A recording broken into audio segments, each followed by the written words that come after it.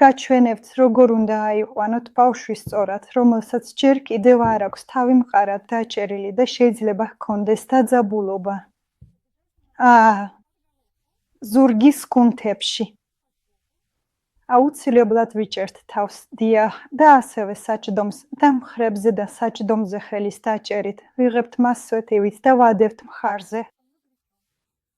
ასე რომ, თუ საჭიროა ჩიკ-ჩიკ-ჩიკ-ჩიკ-ჩიკ, ასე გაასწოროთ, რომ ბავშვის გულმკერდი თქვენს მხარზე იიდოს. თუ ბავშვის გადაყვანაა საჭირო, შეგიძლიათ მაგალითად წინ გადახრით, ფეხები მუცლის ქვეშ მოუქციოთ. თუ ბავშვს გაზები აქვს, დააწვინეთ მას გულმკერდზე, ასეთ მდგომარეობაში.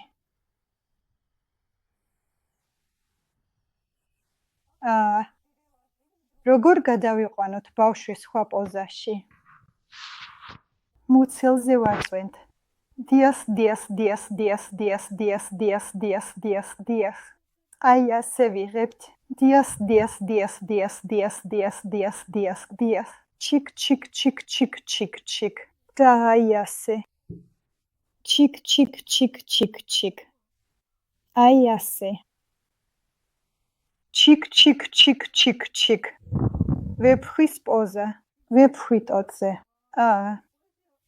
ამ პოზაში ბავშვს უკეთესად გადის აირები, უფრო ადვილად მშვიდდება კოლიკების დროს. ბუდას პოზა ან ლოტოსის პოზა. ფეხებს ვკეცავთ და ხელებს ვუყრით ერთად. ამ პოზაში ბავშვები კარგად მშვიდდებიან, მათაც უკეთესად გადის აირები.